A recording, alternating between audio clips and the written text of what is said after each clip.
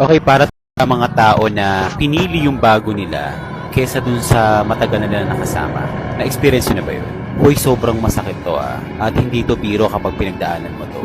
Lalo na kapag pinili niyo yung mas bago, syempre kukwestiyonin mo yung sarili mo na ganun-ganun yan lang itapon lahat ng mga masasayang pinagsamahan ninyo, yung mga matatagal na pinagsamahan ninyo, yung mga nalampasan ninyo. Pero sabi nga nila, di ba, na kahit anong gawin nating effort, kahit anong gawin nating pagmamahal sa isang tao, kapag merong hinahanap na iba yan o merong yung kulang, hahanapin niya yan sa iba.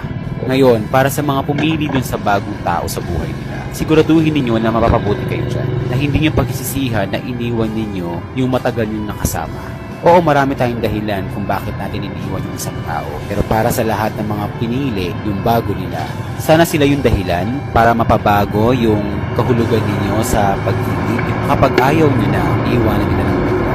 Nadadaling ka dapat ito sa tama.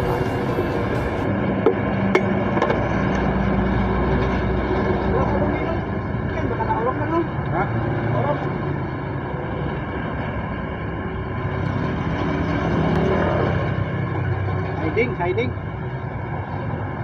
Siding. Wala ka aluminum. Jeep, pumunta sa jeep. Ah, Supra? Oo.